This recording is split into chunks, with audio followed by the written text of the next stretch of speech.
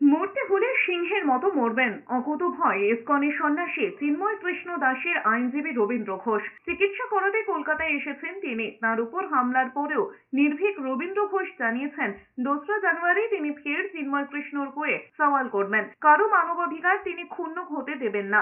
মঙ্গলবার বাংলাদেশের আইনজীবী রবীন্দ্র ঘোষের সঙ্গে দেখা করতে গিয়েছিলেন বেলডাঙ্গার ভারত সেবাশ্রমী সন্ন্যাসী কার্তিক মহারাজ। তার সঙ্গে ছিলেন অর্জুন সিং, কৌস্তব বাগচি সহ বিজেপি নেতারা। চিকিৎসা করাতে রবিবার বেনাপোল সীমান্ত দিয়ে ভারতে এসেছেন বাংলাদেশের সুপ্রিম কোর্টের আইনজীবী রবীন্দ্র ঘোষ।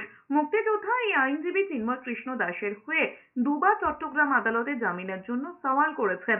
এজন্য হামলার মুখেও পড়তে হয়েছে তাকে।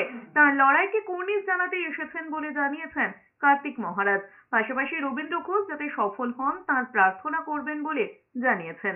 চিন্ময় প্রভুর মতো লোককে লিগেল অ্যাসিস্ট্যান্স দেওয়ার জন্য বাধা দেওয়া হচ্ছে, তো কি করে আপনি বুঝবেন? আমি একজন senior lawyer of the supreme court, আমাকে বলছে কোর্টে আসলে বিপদ হবে। তো কেন আমাকে পুলিশ দিয়ে ঘেরাও করে নিতে হবে? আমাকে পুলিশ দিয়ে কেন এসকর্ট করে নিতে হবে? আমি পালিয়ে যাব কেন? I am a lawyer. I have gone there to protect Chinmoy প্রভু।